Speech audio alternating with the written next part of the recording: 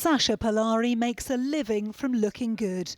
For the last decade, the model and makeup artist from Somerset has taken scores of selfies and posted them on Instagram to her 20,000 followers.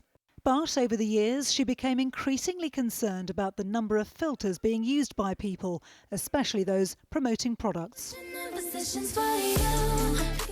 Sasha set up an online campaign called #FilterDrop to expose the people she felt were fraudulent, arguing that filtered content shouldn't be used for profit.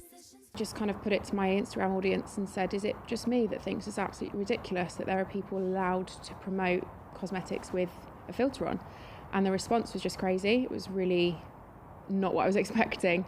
Sasha's Insta went into meltdown with some pretty sobering responses. One of the really kind of poignant messages I remember receiving was from a primary school teacher, and a 6-year-old in her class had come back after the first lockdown when they opened the schools up again. And she said that she doesn't look pretty without a filter on, and she was 6. Sasha took her complaints about 2 specific adverts to the Advertising Standards Agency, who agreed with her. In the ads, the influencers had used what's called beauty filters, which basically distorted the image and specifically made their skin appear darker. And people expect in beauty products to see what they're going to get when they're buying the products. And in this case, what they were seeing was actually the filter. So we concluded that that was misleading to consumers. The damage being done to our mental health was also a huge concern for Sasha, particularly during lockdown, as it is for other campaigners.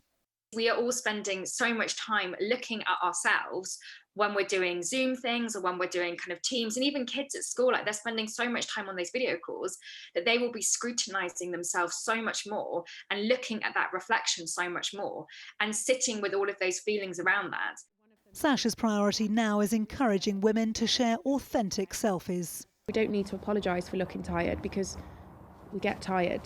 We don't need to apologise when we look great, because it's okay to look great. So yeah, I think the vulnerability for me is probably one of my main things on my platform. It's all about keeping it real.